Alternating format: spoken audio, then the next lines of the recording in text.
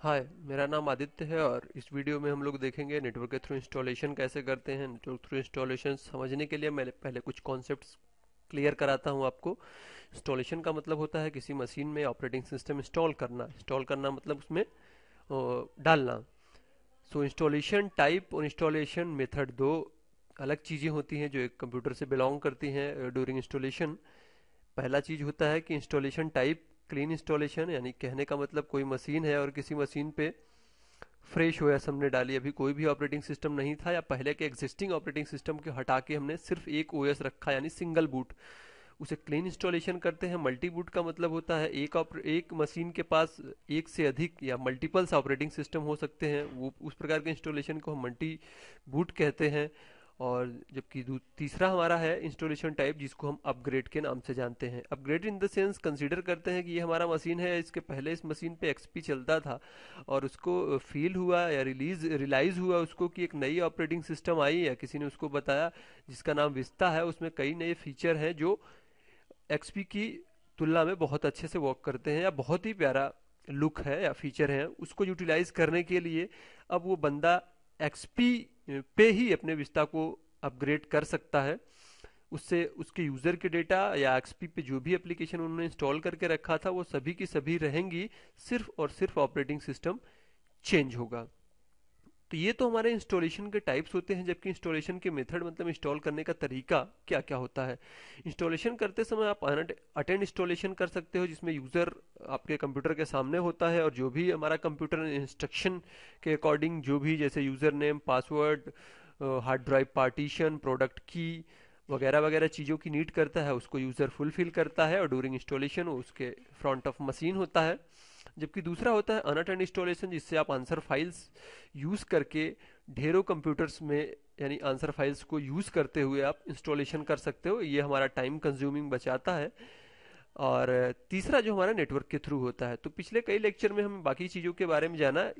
इस लेक्चर में बेसिकली हम पढ़ते हैं कि नेटवर्क के थ्रू इंस्टॉलेशन यानी कि नेटवर्क के थ्रू इंस्टॉलेशन कैसे होता है। नेटवर्क के थ्रू इंस्टॉलेशन का मतलब क्या होता है कि हमारे नेटवर्क में एक सर्वर होता है और सर्वर एक स्विच से, जैसे इस डायग्राम में हम देख सकते हैं, टिपिकल डायग्राम में स्विच से कनेक्टेड होता है और उसके कुछ क्लाइंट्स होते हैं और वो क्लाइंट्स नेटवर्क से ही ऑपरेटिंग सिस्टम को लोड करते हैं, बूट करते हैं, बूट करने के बाद इंस्टॉलेशन करते हैं। अगर हम थोड़ी सी ब्रीफ में बात करें हिस्ट्री की, तो माइक्रोसॉफ्ट के सर्वर 2003 में इस फीचर को, सर्वर 2003 की बात करें तो इसी फीचर को रिमोट इंस्टॉलेशन सर्विस के नाम से जाना जाता था या आरआईएस।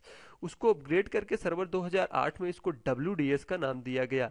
डब्ल्यूडीएस stand for Windows deployment service, जिसके कई नए फीचर इम्प्लीमेंट्स किए गए जो पिछले सर्वर 2003 आरआईएस की तुलना में काफ़ी हद तक अच्छा है। ओके, सो ये तो था बेसिक कॉन्सेप्ट। अगर हम डब्ल्यूडीएस की बात करें विंडोज डिप्लॉयमेंट सर्विस के लिए, तो इसमें कुछ प्री रिक्वायरमेंट या कुछ नीड्स होती हैं, सर्वर साइड के कुछ नीड्स होते हैं क्लाइंट साइड्स के, उसको हमें फुलफिल करना होता है, तब एक नेटवर्क के थ्रू इंस्टॉलेशन हो जाता है।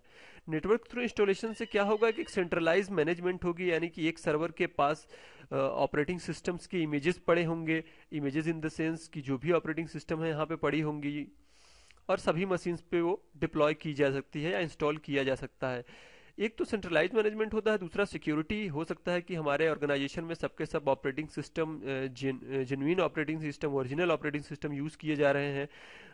अगर वो सेपरेट सेपरेट डीवीडी में है तो मे बी डीवीडी या हमारी मीडिया या तो करप्ट हो जाए या तो चोरी हो जाए या कोई एम्प्लॉय उसका मिस यूज़ कर ले, के बजाय हम उसे सर्वर पे रख सकते हैं।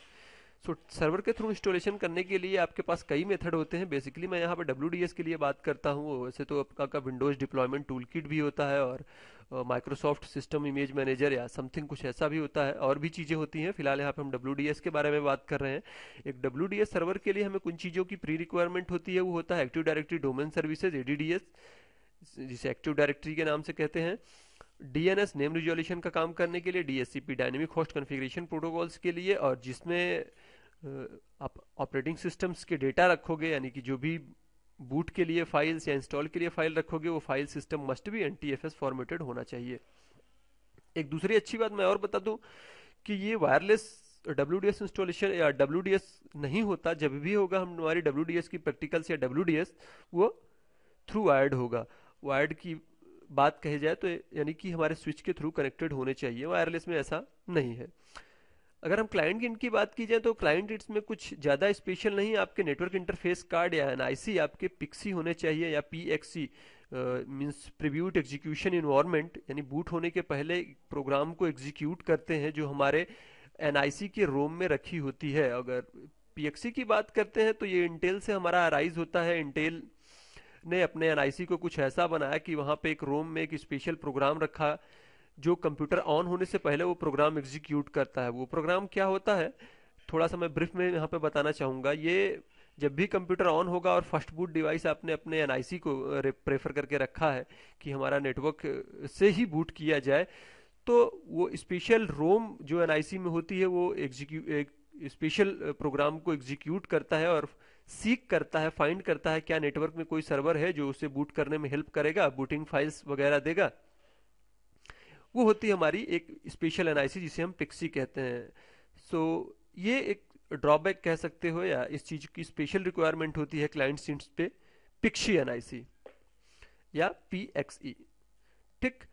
सो ये चीज हमारी रिक्वायरमेंट होती है active directory domain and services, DNS और डीएचसीपी एनटीएफएस फॉर्मेटेड सिस्टम। ये हमारा नेटवर्क इंस्टॉलेशन कहलाता है। इसके थ्रू हमारे मशीनों में ऑपरेटिंग सिस्टम डिप्लॉय की जाती हैं या डाली जाती हैं। और एक चीज हमको और भी ध्यान रखना है कि यहाँ पे एक नहीं सेवरल मेथड होते हैं नेटवर्क के थ्रू इंस्टॉलेशन करने का। और इस वीडियो में फिलहाल हम WDS के बारे में जानेंगे। अब किसी मशीन को, अगले वीडियो में हम देखेंगे किसी मशीन को हम ये सभी चीजें इंस्टॉल करके और उस पे ये सभी पॉलिसीज या सर्विसेज ऑन करके एक दूसरे क्लाइंट्स पे कैसे ऑपरेटिंग सिस्टम डालते हैं, उसकी एक बेसिक न कि फुल चीजें हम देख पाएंगे। ड्यू टू टाइम प्रॉब्लम सभी फुल चीजें तो नहीं देख पाएंगे, लेकिन एक बेसिक चीजें कैसे एक सर्वर को हम कॉन्फ़िगर करते हैं जिसको हम WDS के नाम से जानते हैं। और इस वीडियो में इतना ही।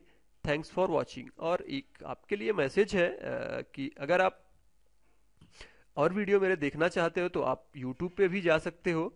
और YouTube पे आदित्य गौर अगर आप लिखते हो, वहाँ पे अगर आप फाइंड करते हो youtube.com पे आदित्य गौर और इंटरप्रेस करते हो आदित्य स्पेस गौर लिख के, सॉरी, सो हमारी वीडियो आपको वहाँ पे मिल जाएंगी। इधर आप मेरे ब्लॉग पे भी जा सकते हो जो है आदित्य KR.blogspot.in। इस पे भी हमारी वीडियो आपको मिल सकती है। अगली वीडियो में हम सर्वर के कॉन्फ़िगरेशन को जानेंगे। इस वीडियो में हमने जाना कि इंस्टॉलेशन टाइप्स क्या होता है, इंस्टॉलेशन मेथड क्या होता है, साथ में सर्वर का काम क्या होता है यहाँ पे अगर हम एज ए WDS परफॉर्म करना चाहते हैं इस वीडियो में। Okay, so thanks for watching.